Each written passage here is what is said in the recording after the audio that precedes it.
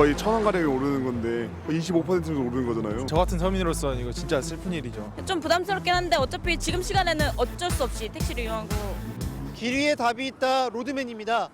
서울시 택시 요금이 800원 더 오릅니다. 어려운 택시 업계의 자구책이라지만 시민들 반응은 싸늘한데요.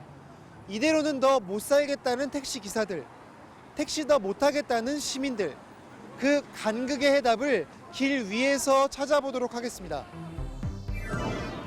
화가 진짜 납니다. 30만 원. 그거 갖고 누가 이해하겠어? 금요일 밤 서울 강남역이고요. 택시 잡기가 얼마나 힘든지 한번 직접 돌아다니면서 살펴보도록 하겠습니다. 집이 물레동이거든요.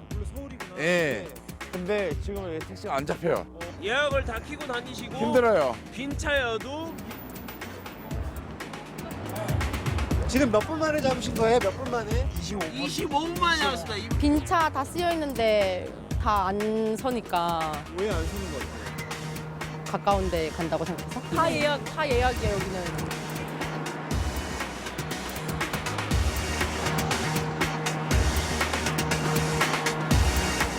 손님 없는데 불 끄고 다녀.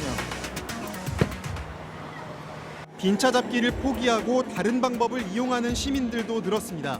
그냥은 안 잡혀요. 1,000원 갖고 내야 돼요. 뻐꾸기 버스 기대 부엉이 버스가? 뻐꾸기는 어디서 온 새인가요? 올빼미 버스 기다려.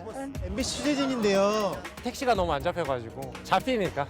문제는 이렇게 어렵사리 택시를 잡아도 그 이후에도 나름의 고충이 있다고 하는데요. 160 받으시는 걸 좀 봐가지고 언제 160? 새벽에. 말을 해야 될 거 아니에요? 못했죠. 조용히 가고 싶은데 이게 막 이렇게 대화를 많이 말을 거시더라고요. 내가 좀 쉬고 싶은데. 네네. 이렇게 불만이 쌓이다 보니 시민들도 대체 교통수단을 찾기 시작했습니다. 주요 카풀 서비스의 이용자 수가 2달 만에 15배 넘게 늘어났는데요. 자, MBC 본사를 누르니까는요. 과연 요금이 얼마나 나오는지 좀 비교를 해보도록 하겠습니다. 안녕하세요. 예. 신청부터 도착까지 대략 한 30분 정도 소요가 됐고요. 비용은 한 4,270원이 나왔습니다. 또 렌트카와 대리기사를 동시에 부르는 이동 서비스도 생겼습니다. 택시는 기사님 간의 이제 서비스 친절함의 차이가 굉장히 큰데 여기는 좀 일관성이 있고요. 차량 크고 가격 대비해서는 서비스가 훨씬 나은 것 같아요. 택시 대신 카풀택하는 사람들, 왜 그런지 깔끔하게 정리해드립니다. 먼저 출근 시간 카카오 택시 이용률을 볼까요? 1시간에 20만 5천 건 정도 요청이 들어오는데 이 중에 3만 건 정도만 배차가 된다고 합니다. 시민 80% 이상은 아무리 출근 시간에 택시를 불러도 타기가 어렵다는 얘기죠. 한 여론조사에 따르면 시민 4명 중 3명은 카풀 서비스 도입에 찬성하고 있는데요. 반면 택시업계는 카풀 서비스 확대에 극구 반대하고 있습니다. 이미 지난 2달간 2차례의 대규모 집회까지 열렸죠. 전 세계 80개국 가까이 도입된 대표적인 차량 공유 서비스 우버도 택시업계의 반발로 우리나라에선 서비스를 중단했습니다. 택시기사들은 이익보다는 생존의 문제라고 하소연하고 있습니다. 그 하소연을 듣기 위해서 지금 서울의 한 택시 회사에 나왔습니다. 저희가 오늘 택시 한 대에다가 카메라를 달고 한번 하루를 따라다녀 볼 예정인데요. 단 조건이 있습니다.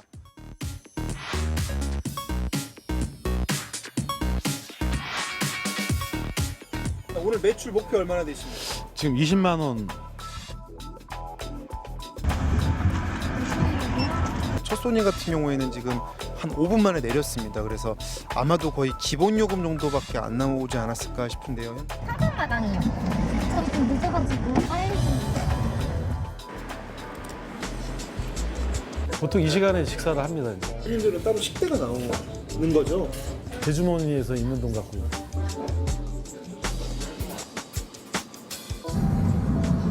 한시입니다.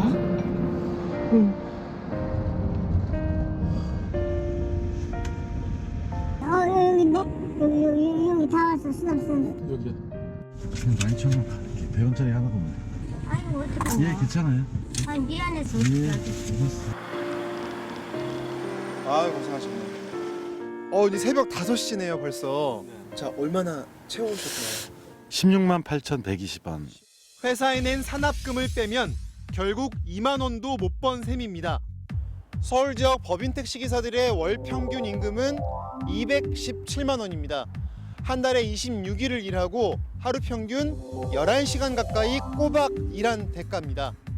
택시기사들은 번 돈의 상당수가 사실상 산학금 형태로 빠져나가기 때문이라고 주장하고 있습니다. 전주의 한 택시기사는 산학금을 폐지하라고 요구하며 450일 넘게 고공농성까지 벌이고 있습니다.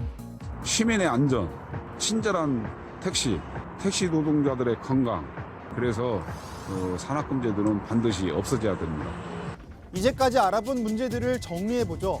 먼저 택시기사들은 산학금을 폐지하고 생존을 보장해달라고 호소합니다.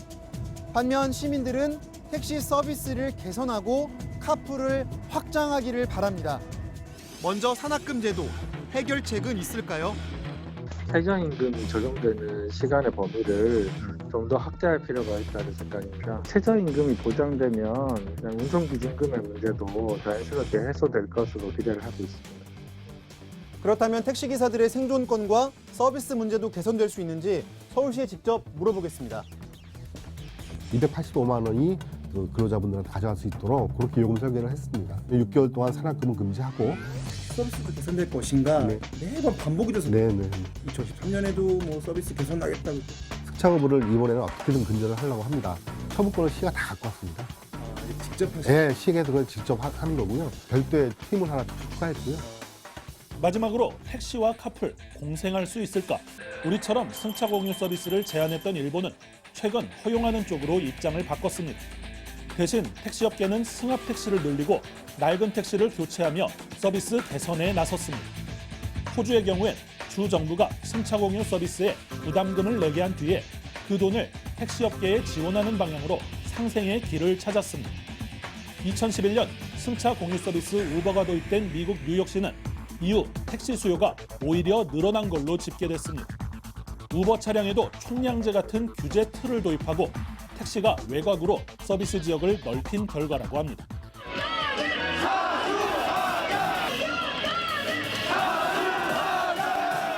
승차 공유의 시대에도 택시기사들의 최소한의 삶은 보장돼야 할 것입니다.